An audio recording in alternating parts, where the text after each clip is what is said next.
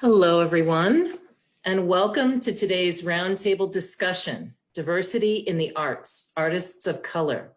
My name is Janice De Lucia. I'm with Artists United, an international nonprofit organization dedicated to connecting artists with one another, connecting artists with producers of art on all platforms, and facilitating constructive discussion in and around the arts. The title of this series is Artists of Color. Today, specifically, we will be focusing on Black artists and the Black experience in the world of the arts. I am pleased to welcome three fellow artists, Rudy Langley, LaVon Fisher-Wilson, and Ayinde Hurrey, Ayinde. Rudy is a film producer and a journalist. Rudy, you're originally from, correct me if I'm pronouncing this incorrectly, Gossett, St. Kitts? Oh, I'm gonna unmute you. Oh, can you unmute yourself? I don't see that. There you go. Okay, there we go. Is that in the West Indies? Yes, yes it is. It's about an hour east of Jamaica.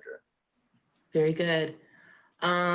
You were the city editor of the Village Voice and the executive editor of Spin Magazine, correct? That's correct. Very good. I was able to take a look at your film Redemption. Rudy has a series of films that are impressive, and I would encourage Redemption stars Jamie Foxx and is the story of Stanley Tookie Williams. I encourage our viewers to check this film out. It's powerful. Rudy, you have a current project coming up. Would you mind telling us a little bit about it? Are we talking about Bowley? We're talking about Bowley. Which in some ways is of the moment, because Bowley was one of a number of all Black townships that were formed after the Civil War to allow slaves and their descendants to live safely, in some ways away from white people, and to feel protected. So this was a small township in Creek Indian Territory. The movie is about the thriving town that it became, which built up almost a kind of a small metropolis feel about it, with successful businesses, a whole culture, Masonic temples and rodeo and schools. And the town was one of the few cash-rich banks at the height of the Depression. And the town was discovered by public enemy #1 gang of that time, the Pretty Boy Floyd gang, which decided to rob the bank. And what's most interesting is that this township was, it grew in the shadow of the Tulsa massacre that had happened in 1921, which we're hearing quite a bit about now, where in a rampage, whites attacked the town, killed 300 Blacks, burned almost every building in this area of Tulsa, Greenwood, to the ground, drove 10,000 residents into internment camps, basically leveled what had been considered the Black Wall Street. And so this had happened just a decade before our story opened. So the shadow of what had happened in Tulsa and in Greenwood is in some ways where our story begins. Wow. Wow. That's, okay. That is incredible. Thank you. Thank you. LaVon, welcome. It's nice to see you. Nice to see you. LaVon Fisher-Wilson is an actress and singer from the Broadway stage. Her credits include Sophia in The Color Purple, Mama Morton in Chicago, Dolly Levi in Hello, Dolly, which I love, and the Acid Queen in The Who's Tommy. Actually, LaVon, we spoke a little bit about your experience playing Dolly Levi. Would you just tell us a little bit about that? Tell us a little bit about that production. So this director was so awesome. He was trying to do a version of Hello, Dolly kind of like the Pearl Bailey version of Mhm. Hello Dolly, but um, instead of the whole principals, all the principals in the show being white, and then and maybe there's a speckle of black ensemble members, he switched it. All the principals were black, and the ensemble was white, and so it was a very interesting take on it. I enjoyed it because to me it showed we weren't that far from New York. I think we're at the Fulton Theater, and we weren't. People were able to see me in a principal role that's like the star of the show. So not a supporting, not some, Yeah. and so I was really excited about that.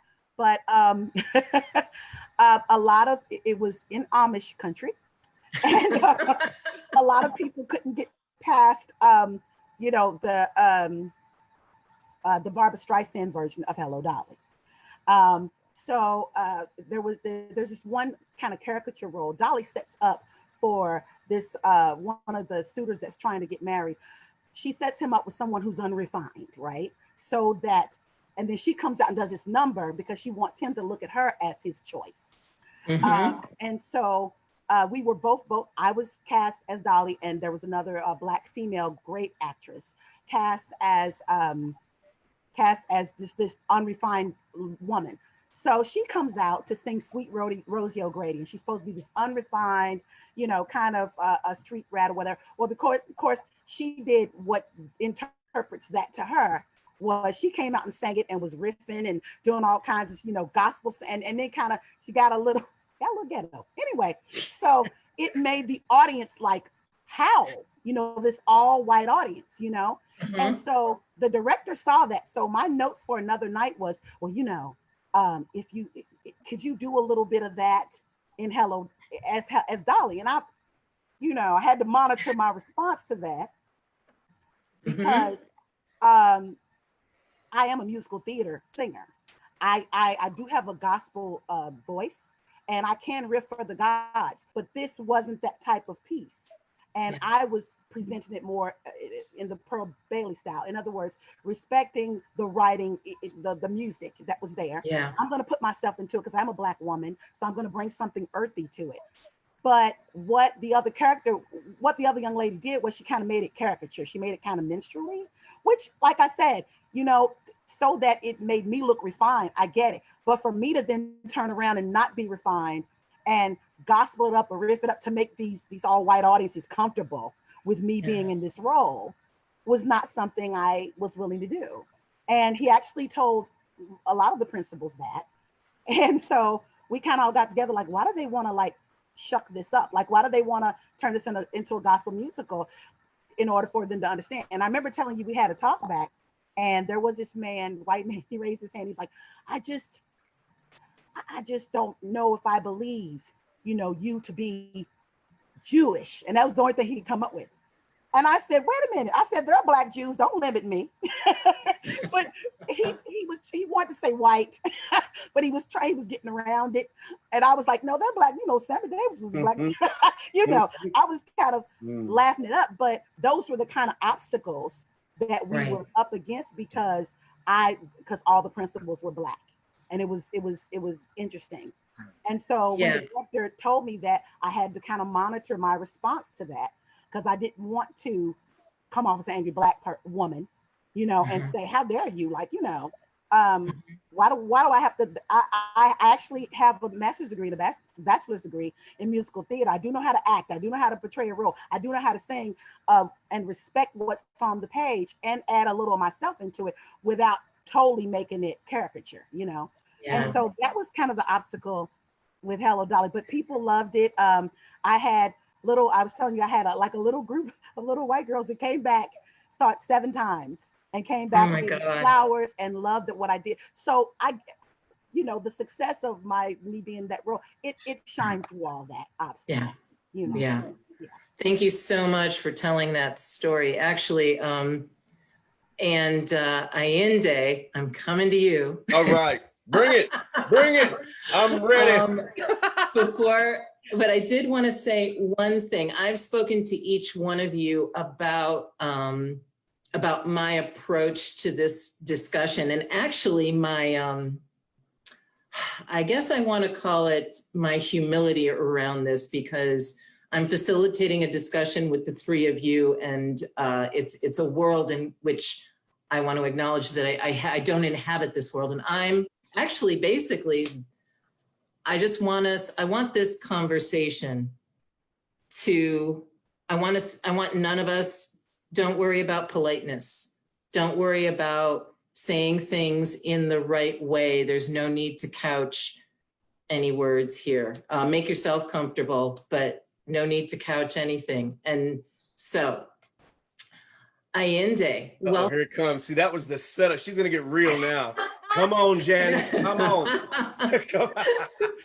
I'm so glad that you're here. Ayinde is a musician, a writer, an actor, a director, and a teacher. And you started off in North Carolina, went to New York, correct? Yes, yes. And then from there, you did your graduate work in Gainesville, Florida? Right, with LaVon. She's my classmate. That's Love right. LaVon. That's it's right. so cool to have us both here, you know, thanks to Sam Hull for hooking that up. You know, it's special. And Gainesville was a completely new experience for you, wasn't it? Man, yeah, we talked about it a bit, Janice. Yeah, my undergraduate was at North Carolina Central University in Durham, which is a Black university. Maybe at the time it was like 5,000 students, you know, small university.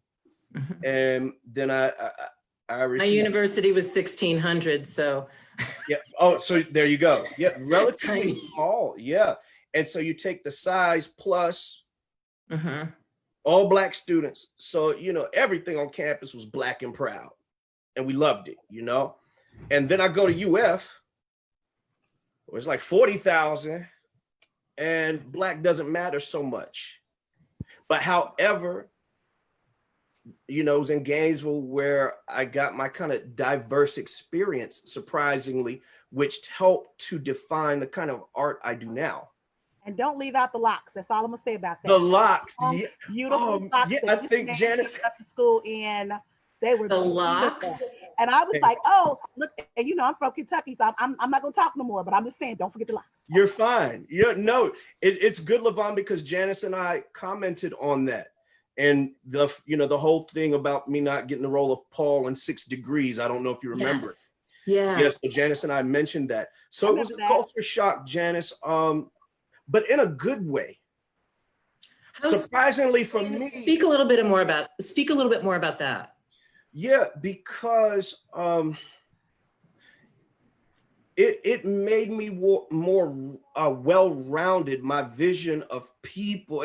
Like everything wasn't Black, and all white people ain't bad, but most of them are ignorant and in the dark about culture and diversity.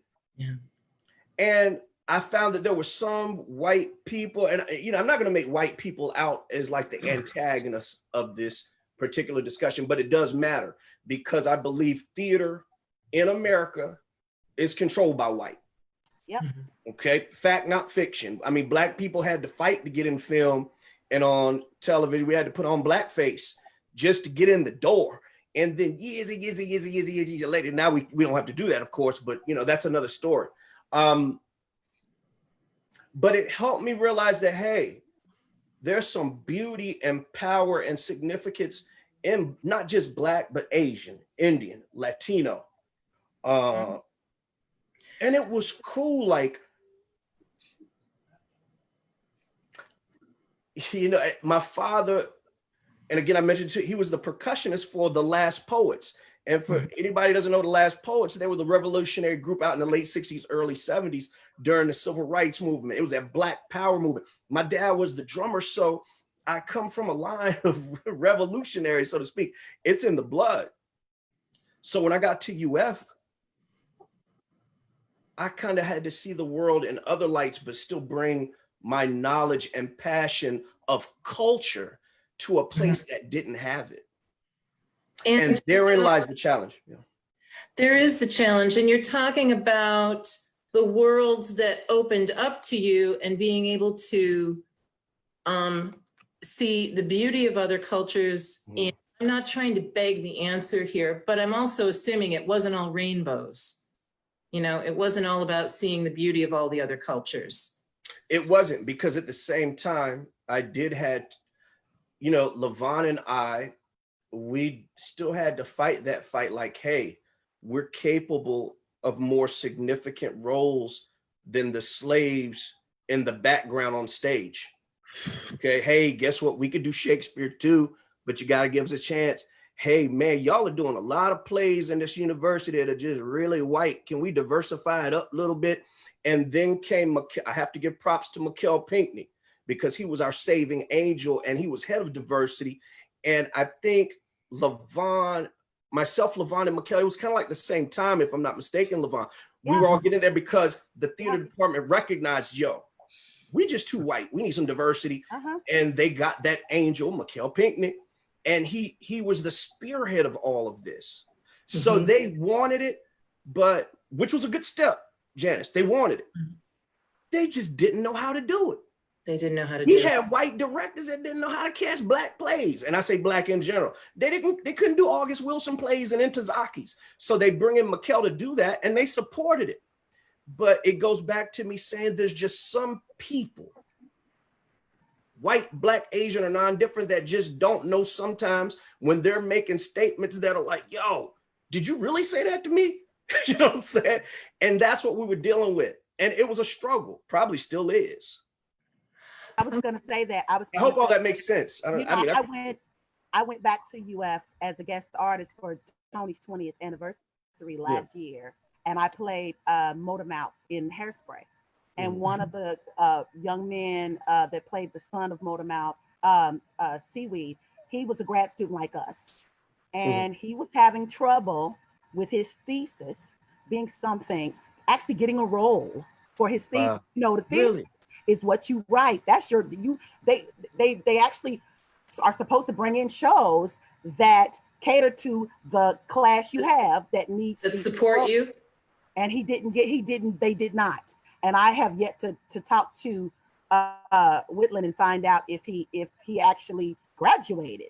Like, that's a whole nother concept. But a talented young man, they were getting in everything. It was just that thesis that he was like, y'all didn't even bother to bring in a show or put a show on the list, because you know they do go out the list of shows and then they pick one, and they didn't bother to pick one where he would be able to be the lead in it for his to do the work. And you know what, LaVon, it's funny, and Janice and everyone, I'll comment on that. Janice, when you and I were talking about how, man, we're still fighting this fight in 2020.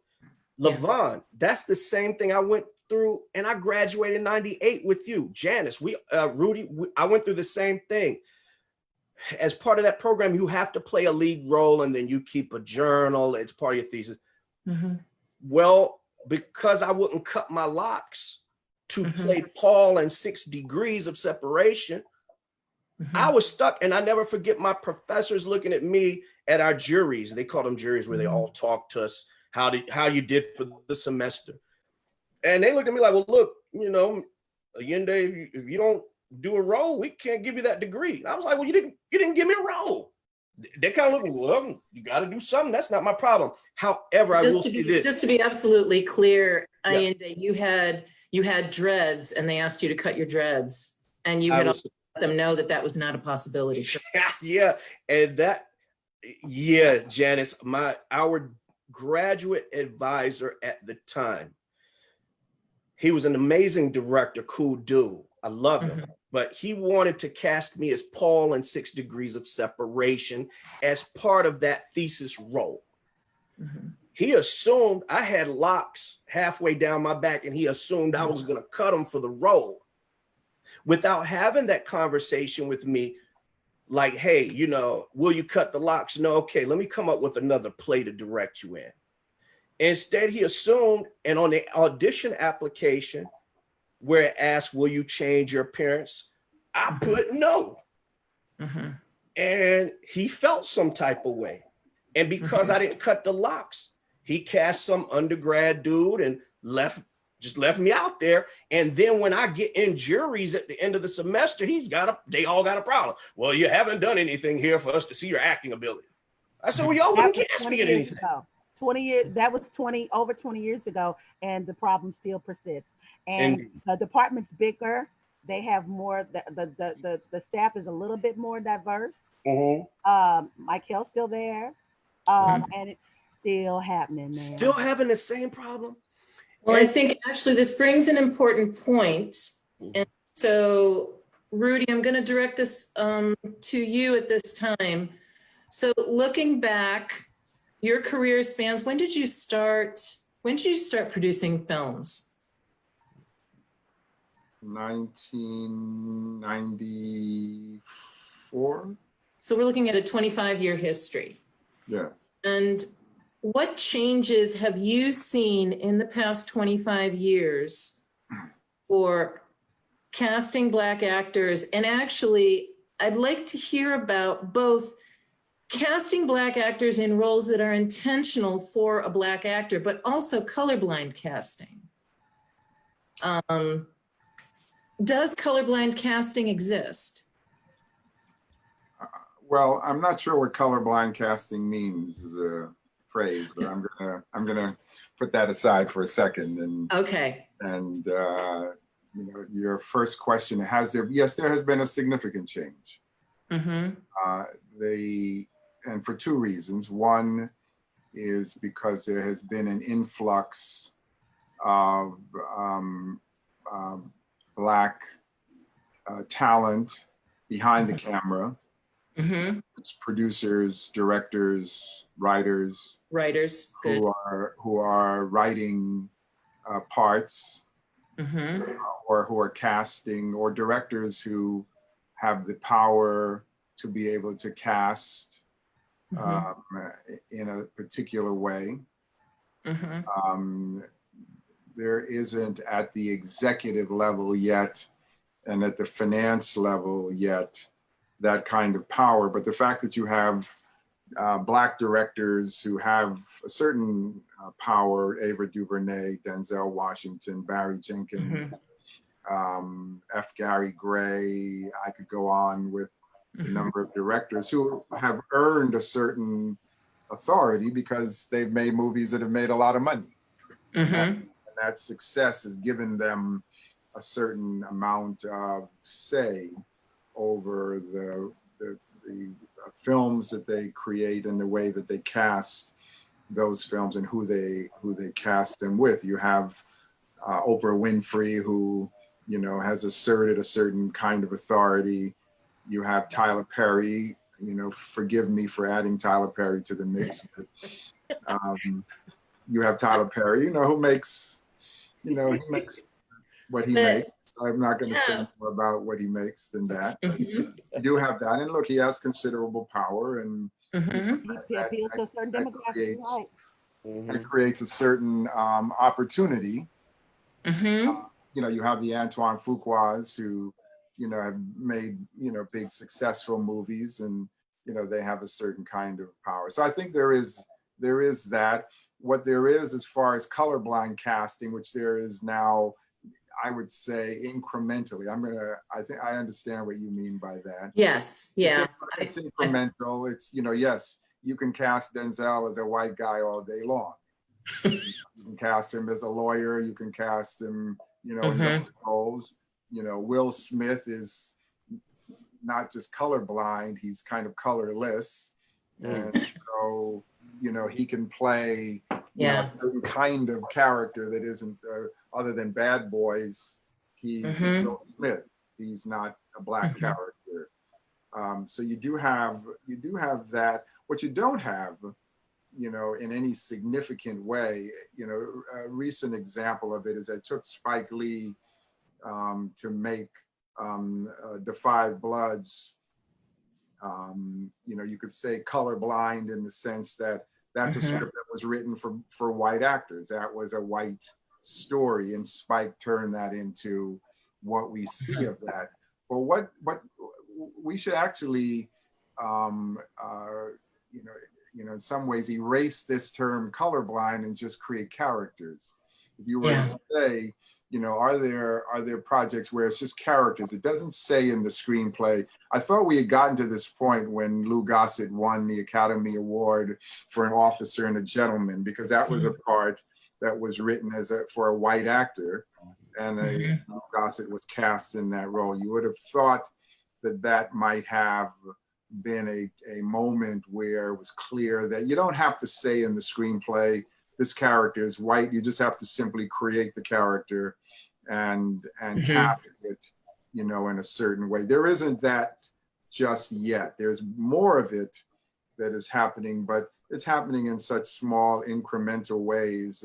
And it's actually happening as a kind of, other than for the big actors, it's happening under the cover of an unfortunate term, which is diversity, which I think is going to be a term that we're going to regret, because diversity becomes a kind of a ghetto term, you know, that allows for there being a category called diversity. And diversity, whether it's a position, you know, the head of diversity at a company or the head of diversity at a studio, it's the new affirmative action, but in a way that's going to become as pejorative, unfortunately, as affirmative action became, which is, this is the ghetto part. This is the part we're going to give, you know, to assuage our guilt, assuage our shame.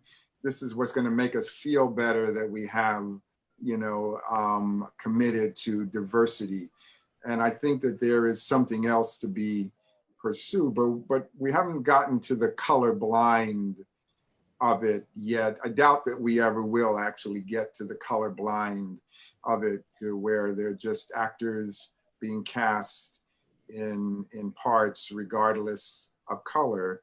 It's who is the actor that brings, you know, a certain quality. Or, you know, not that I'm a big fan of Hamilton, but I do think Hamilton does something, you know, that attempts to be revolutionary. I'm not sure that it's successful, because I find it gimmicky.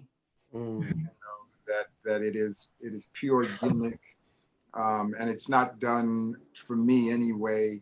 You know, I remember when Joe Papp, I don't know, Ayinde or LaVon, if you were in New York when Joe Papp was running the Public Theater downtown, and Joe Papp was the first theater figure of any power who cast Black actors in classic roles. And so Joe Papp, for example, created a production of Mother Courage, you know, classic piece, European piece of theater.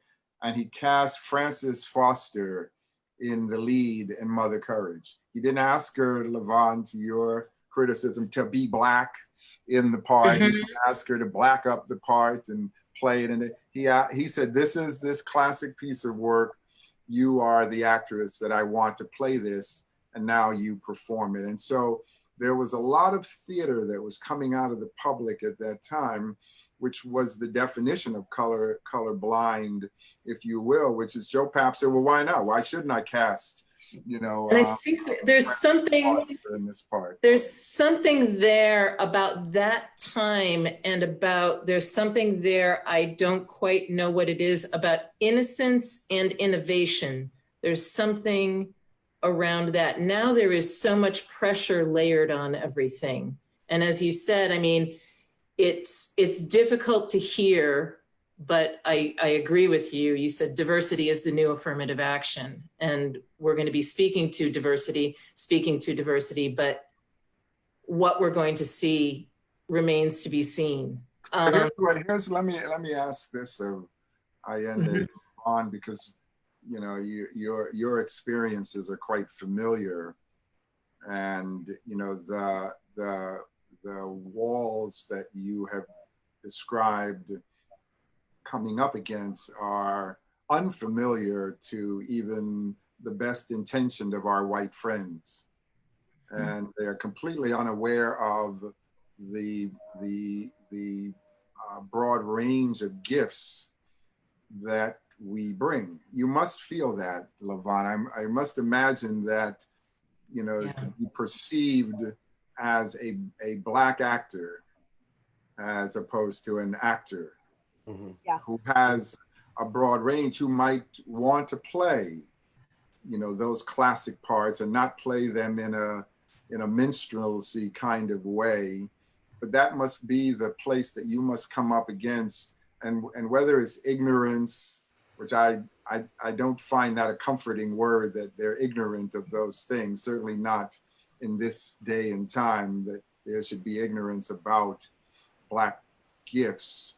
You know, those walls are the walls that I find must be most debilitating to you. Yeah, you made me think about we did a talk back. They have this Broadway stars kind of cabaret stars, and at the talk back, the favorite question always is, if you had any role that you could play right now on Broadway, what would it be? And my forever answer is always that the role that I would like to play has not been created yet.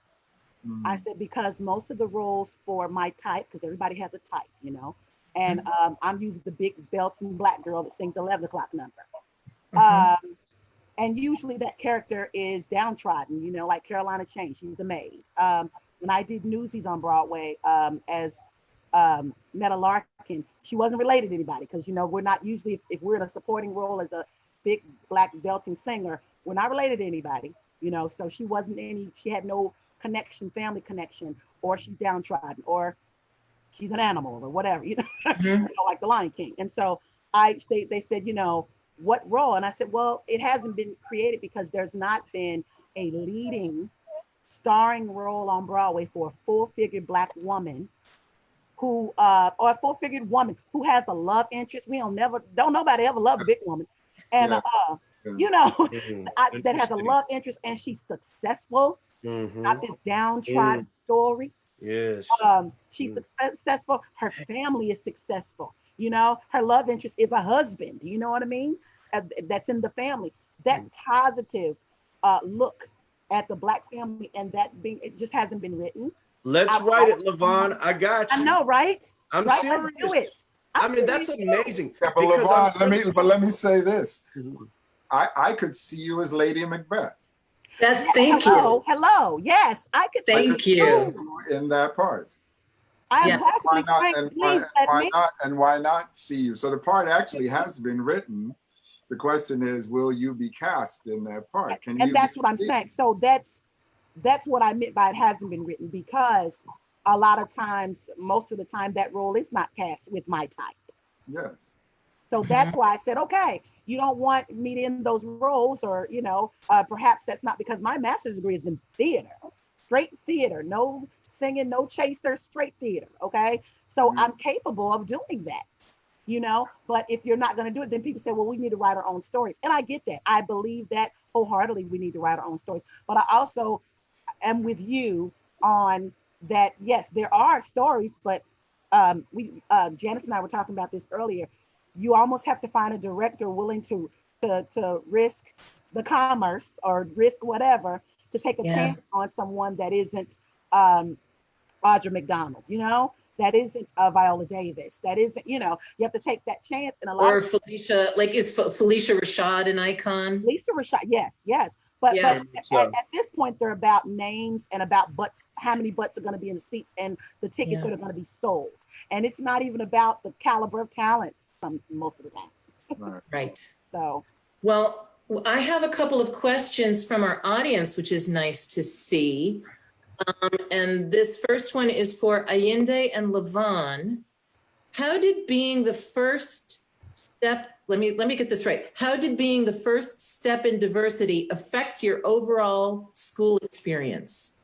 Am I making sense with that question? Like I'm assuming they're talking about grad school, right? I think so, yes. I think so. How did being the first step in, yes.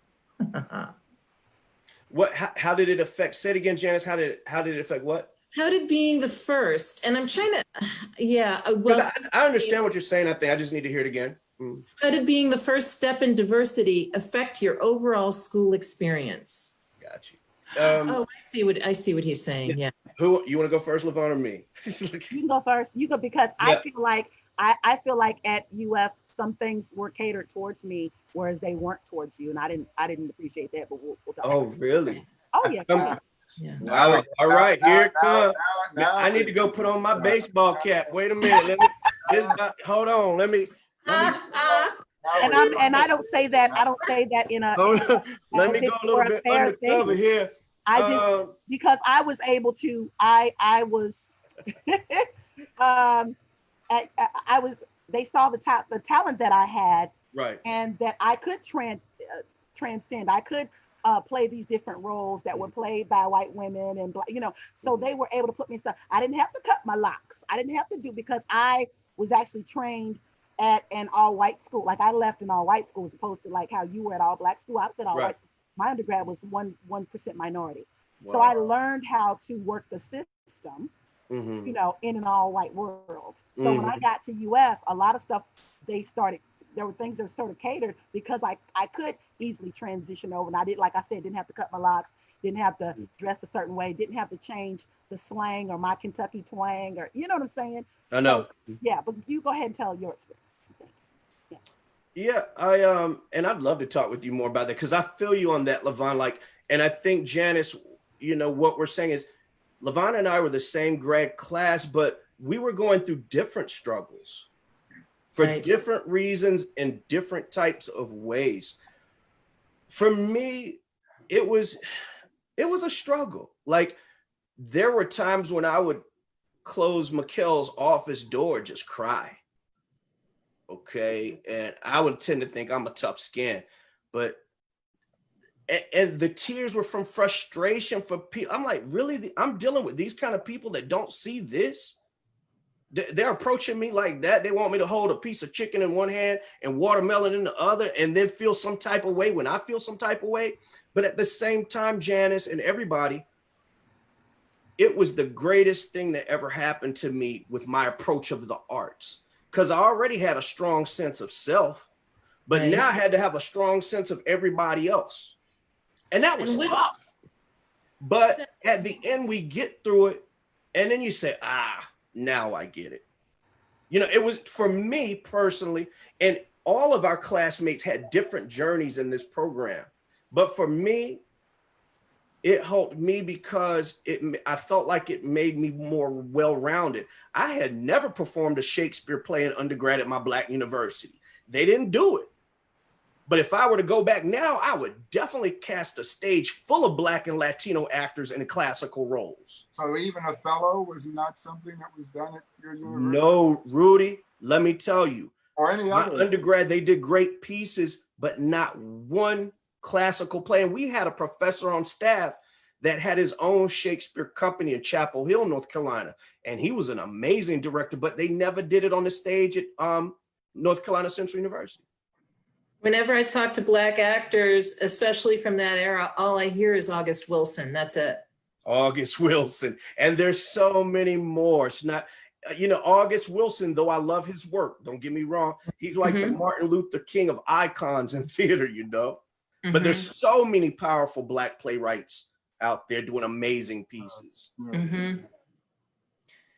And again, I don't mean to hammer this point, I don't, but I do look at colorblind casting. I mean, LaVon, I had the exact same thought that Rudy had about Lady Macbeth. I don't, so, but, okay.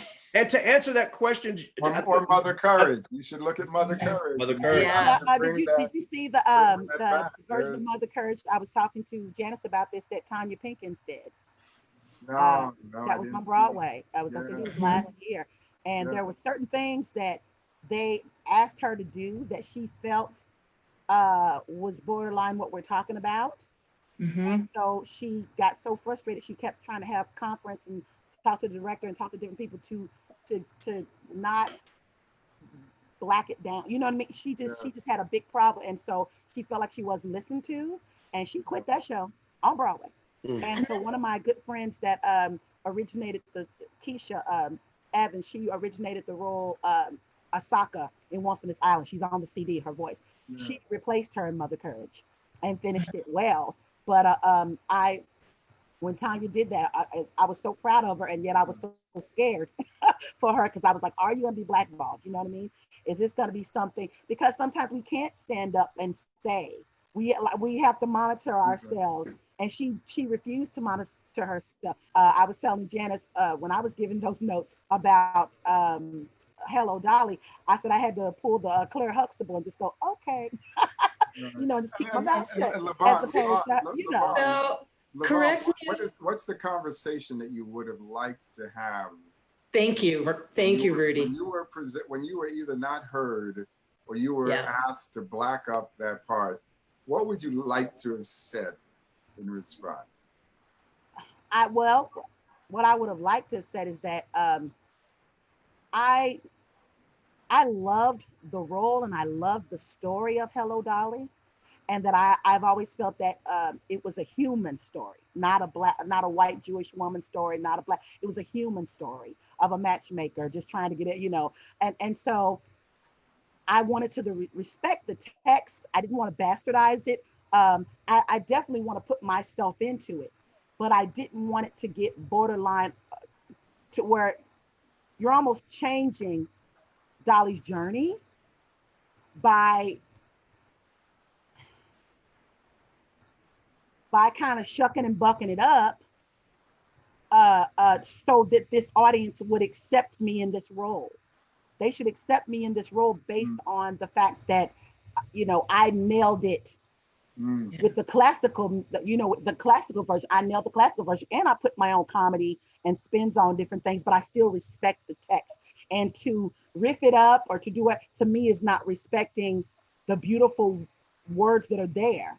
You can marry what's there with who you are, and it be a beautiful thing. It doesn't have to be turn it into something that makes me more acceptable. It's a very narrow vision too, because what they're saying is they want to bring some personality into the role, but what a narrow vision to have that be the one avenue that they want you to take. And what you're talking about is looking at the text. And I love that, going into the foundation of the work. And I did that. I did put personality to. I don't think it's personality that they were trying to do.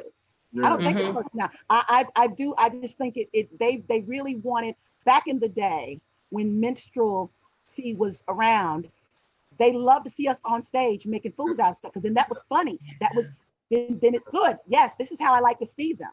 And so to see me as this refined woman, it was hard for them to see that, because I wasn't downtrodden. I wasn't making fun of myself. I wasn't big-eyed, red lip, I wasn't doing all that.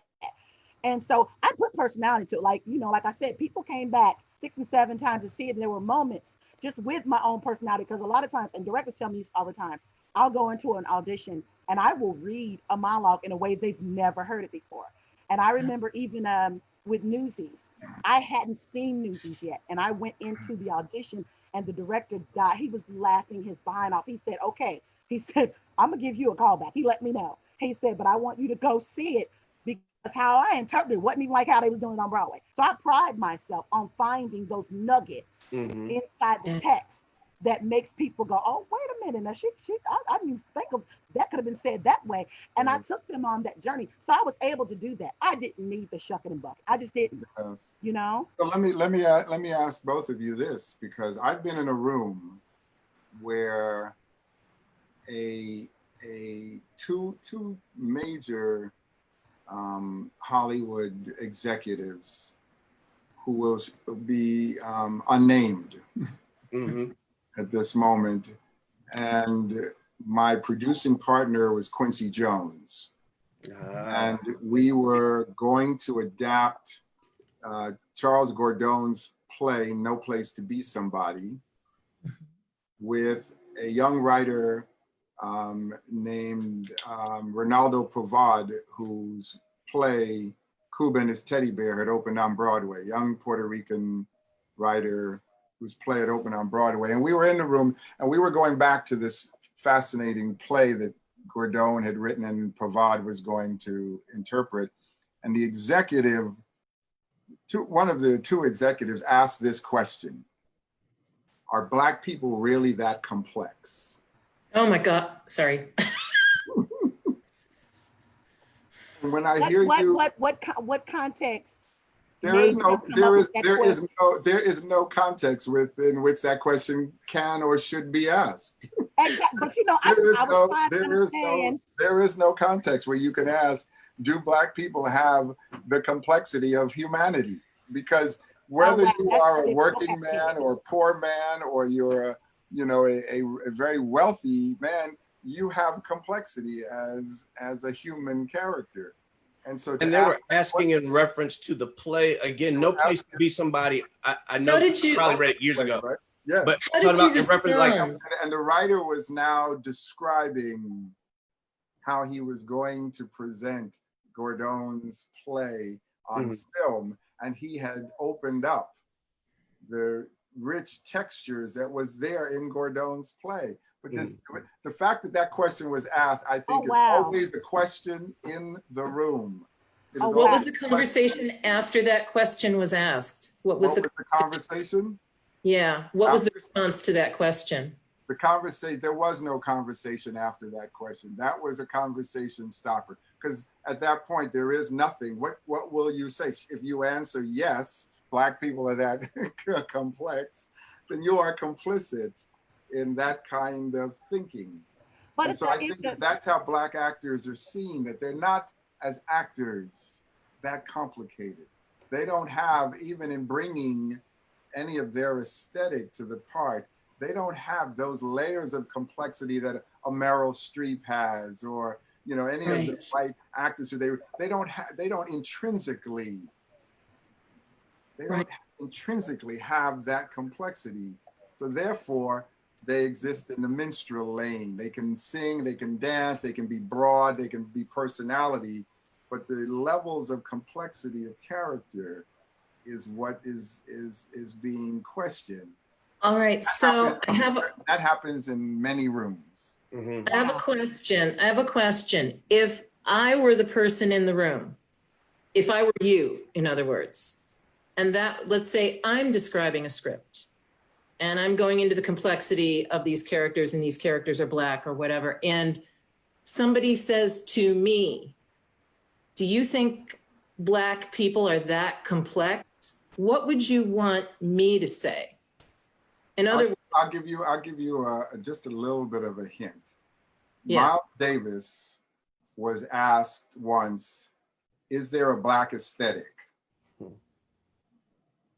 And Miles Davis's answer was, don't ask me, ask the Beatles.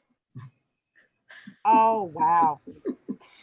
Okay. That was the answer to that is the richness of our complexity has already been settled.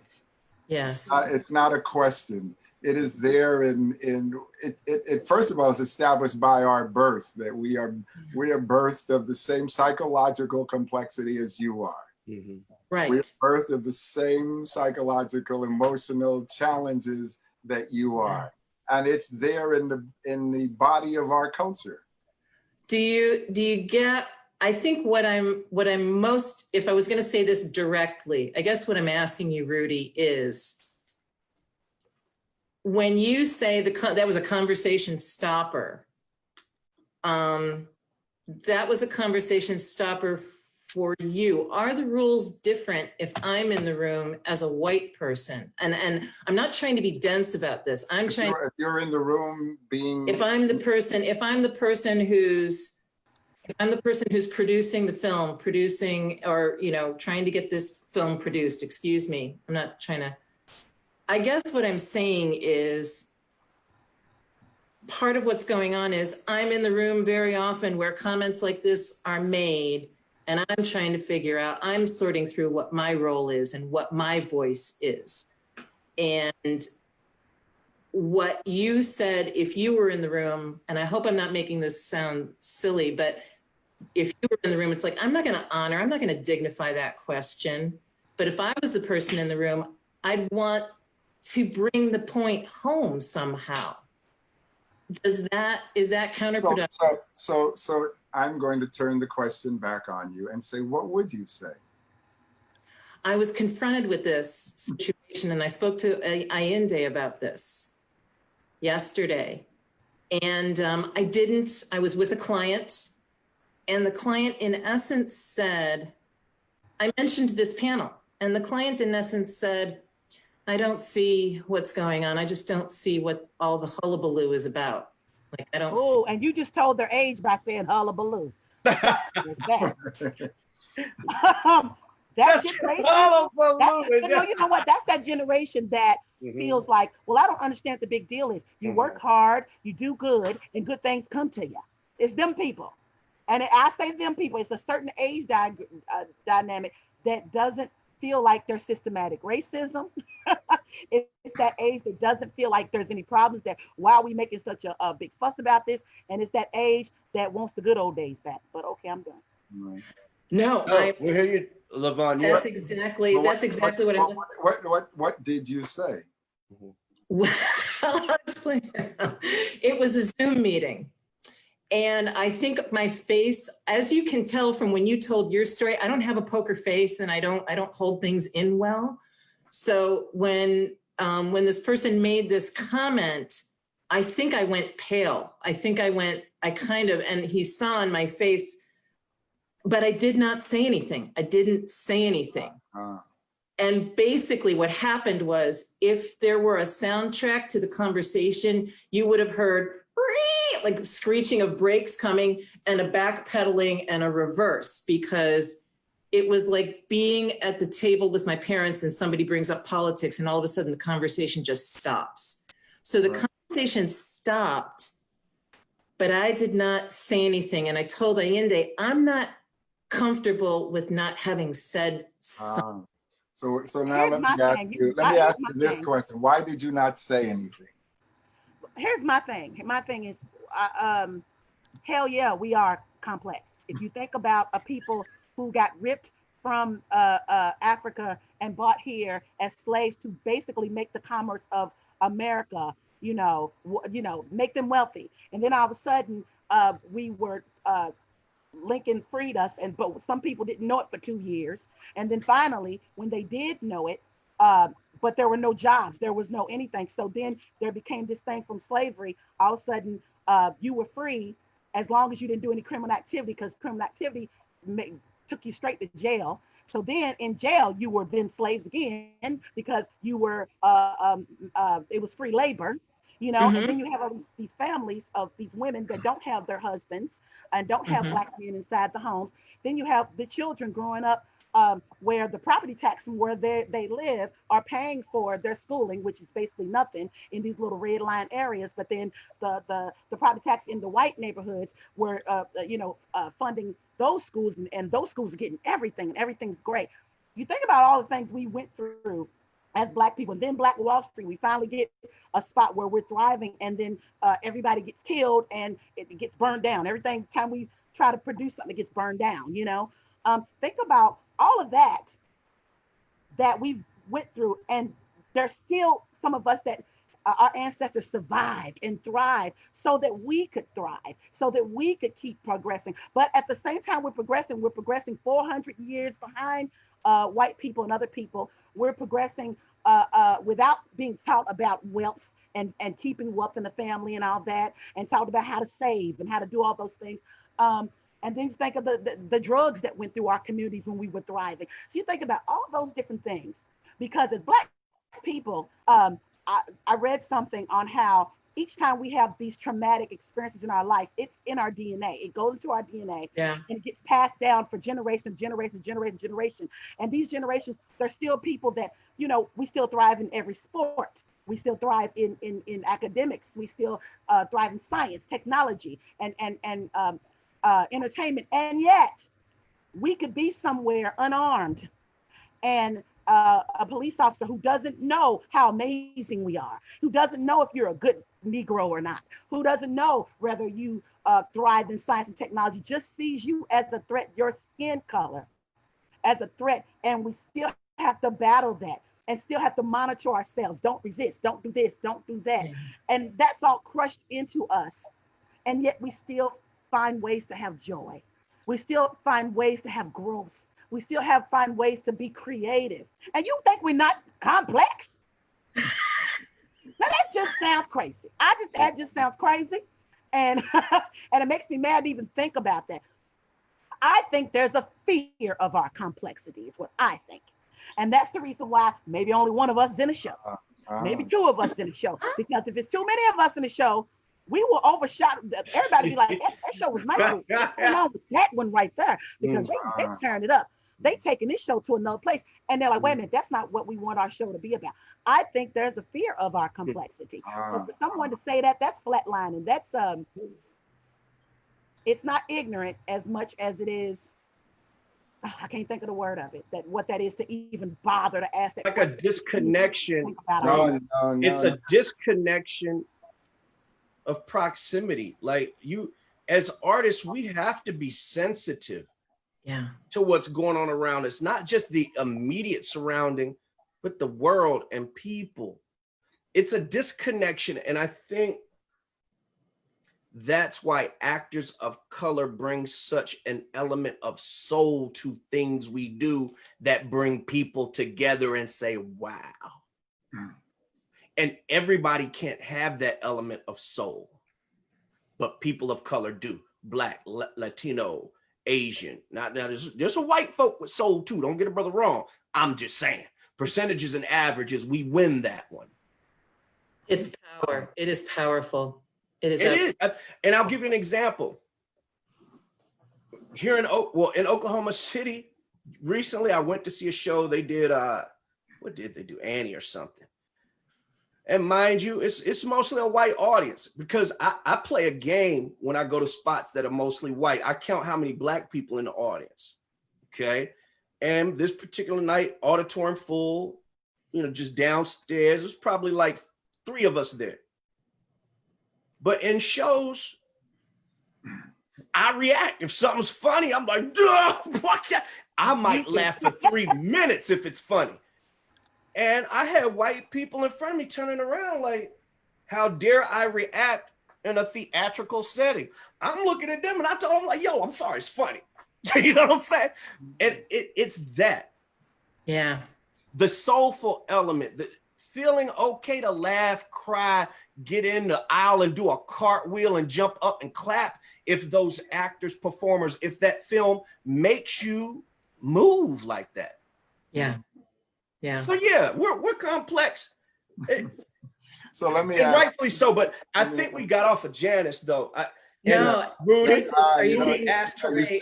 We do, Rudy, I want you to ask your question. I have another more situational and to see what the response is to this, which is, LaVon, to something you said, which I find profound, which is a fear of.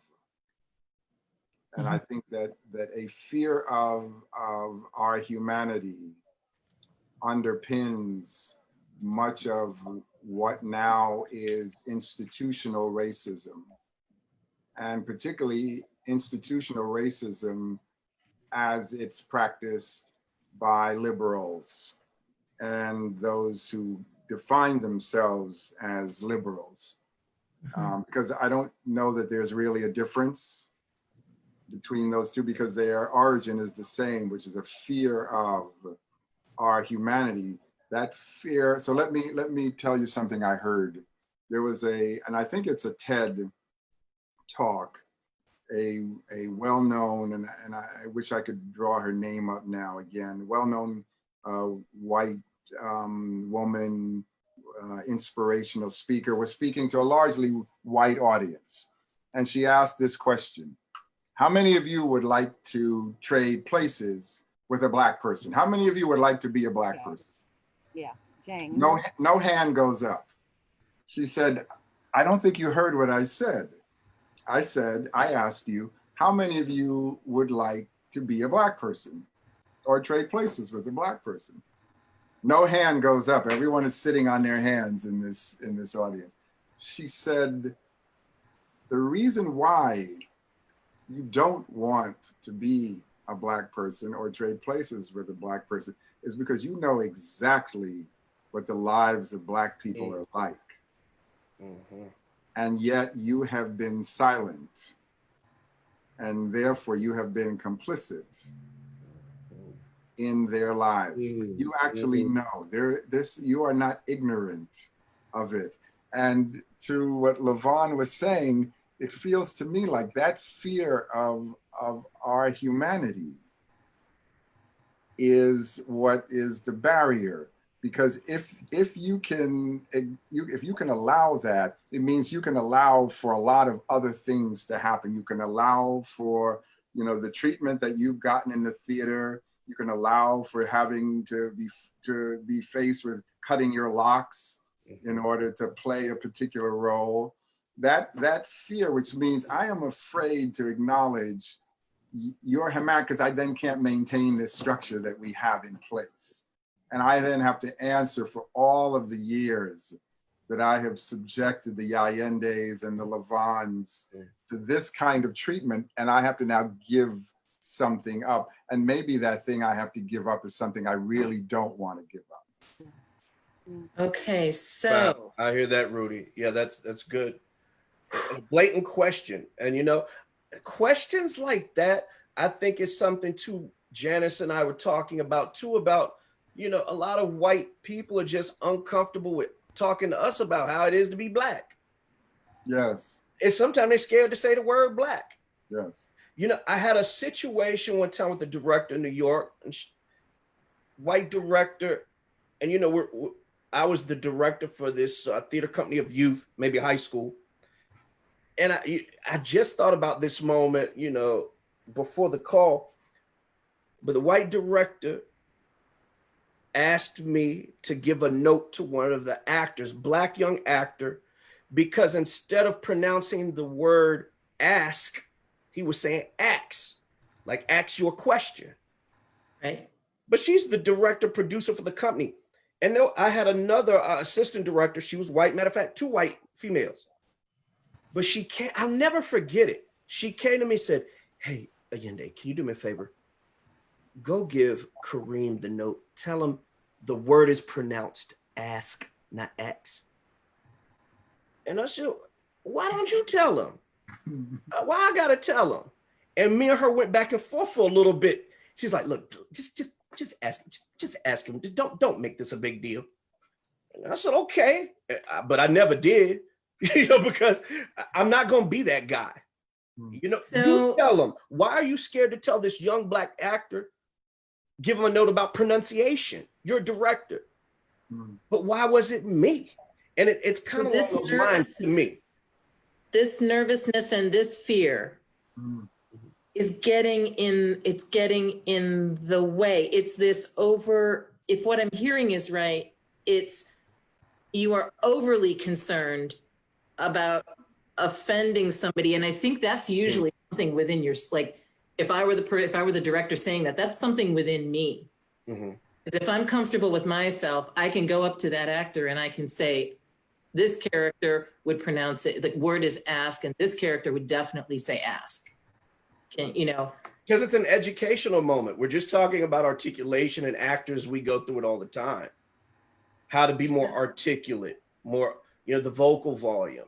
But for her, it was a big deal, and I just didn't get it. And I told her, why don't you tell him? Why do I have to tell him? In the same vein, I remember being raised down south. You never said white people. You wouldn't dare. You would never say, if you say folks, and that's something that's our fault, that's our go-to. So we don't say white people because you don't want to offend. And I always thought that was so funny, because it's like you kind of want to let somebody know they're oppressing you, but you don't want to upset them. So you're like, okay, don't get mad. But that was kind of racist, but I don't want you to get mad. But if you could maybe not do that again at your earliest convenience, that would be great. But don't get mad. And I'm not upsetting you. I'm not calling you a race. I'm just saying that moment right there was just, it made me feel a little uncomfortable, but I don't want to make a big deal about it. But don't get mad, you know? So it's that thing. Like I said, so yeah, where some people can't say Black. I remember whispering white people. Just talking to folks so that I wouldn't make it seem like what I'm talking about is about every white person in the world. I ain't met every white person in the world, so why do you think I'm talking about all of them? But that we talked about that fragility of just making sure everybody's okay. Why are you telling them what they're doing is horribly wrong? You know? So yeah. And this came up in all of our conversations because, you know, to the audience and the people that are listening to this, obviously, you know, we all spoke before today, but this this nervousness, this couching, this covering, there's a lack of trust that comes from this because people aren't communicating directly. Am I getting that right? What would you say to that? How would you name this particular issue? Which issue? I can't say this directly to this person because it relates to race, so I'm going to say it in this way. I can't go to the actor, as the director, I can't go to the actor and talk to him about, or her about her pronunciation. I'm going to go to the Black actor that's a friend of the other actor. Mm-hmm. I'm going to go the circuitous route. This seems to degrade any trust that might exist to begin with. Is that true? Yeah, I think so. I don't know if it's trust. I know with me, you know, to me, it's just sometimes we make things more difficult than they need to be for me. Yeah. I'm like, we're in an art of truth. We want to display truth. We want to be clear communicators of the message we give on stage. So how can we not display that in our everyday lives? And I know, I might have mentioned this to you yesterday, Jan, but people of color are brutally honest. Yeah. Well, there's part of this where I feel like white people need to grow up emotionally. There's an emotional immaturity in this that is disturbing. Yeah, and it's like, and I don't know what that is. And again, I'm talking percentages and averages, but I don't know. It seems like white people are taught or raised, and again, percentages and averages, they're not taught to like laugh out loud in that movie theater. And I'm just using this as an example. You know, they're not, it's like, it'll make you look bad if you laugh too loud and all that. And I just think that affects the individual. It affects that director who's portraying or directing that play or that film. Right. Because we have to be honest. And I think white folks sometimes are just timid about talking about real talk. Right. Real talk. And then I say in a whole nother vein, some of them are more free than we can be inside of a creative space. Mm-hmm. So what I mean by that is I know, you know, white actors that'll throw a chair, get upset. Mm-hmm. Well, I don't like the way the white won't be able to take a note and still keep their job and get more jobs. Whereas if we don't moderate how we take a note or how we do things, we are honest people, but is that going to lose me the job? Is it going to blackball me? Is it gonna, so whereas I've seen white people in rehearsals free to say and do whatever, and they know they're keeping their job in a workspace, whereas I wouldn't be sure. Right. Same way. And I go through that on my job with teaching. I feel you. Yeah. I hate to do this, but we are over time. Conversation has been so lovely. I think we lost Rudy because maybe Rudy had to leave. Okay. I hate we couldn't say peace to Rudy. Well, we will definitely. Let's all say peace to Rudy now, because bye, Rudy. Thank you. Well, I wanted to say to you, thank you, Janice, and thank you for this program, because something I will say that has me have hope about what's going on in the world and what's going on in theater, everything, is that we do have white allies that are out there saying, I want to understand. Maybe I don't, but I want to lean in. And the only way change is going to come is going to be with our white allies and us. It's going to take everybody. It's going to take somebody. It's going to take everybody. Looking at somebody like you going, that was not right. You know what I mean? and you know what I'm saying? So I'm grateful for that. I'm always thankful and grateful. And a lot of people are like, you don't need to be thankful. They ain't no more than what they should know. I've got manners. I was raised right. And I'm very appreciative of what I'm seeing on the front lines of the protests, as well as what's changing in theater and in conversations like this. So thank you. That's fantastic. This conversation has been refreshing because we don't always get this, Janice. Artists United, thank you. It has been refreshing to let it out. Real talk. Thank you. And for me as well. I mean, I have been, I just want to say to our audience and to LaVon and Ayinde and to Rudy, I know there are a lot of people, I'm one of them, who because of COVID have felt isolated and disconnected. And this connection with you all the reason for this connection is devastating and unfortunate and sad, but if this is coming from it, thank God this kind of connection is coming from it. So very grateful to you both, to Rudy, to Artists United, and I want to thank you all. Thank you to all who are listening and who will listen when we post this on YouTube. This is Janice Lucia, LaVon Fisher-Wilson, and Ayinde Hurrey, and Rudy Langley, who had to take his leave of us.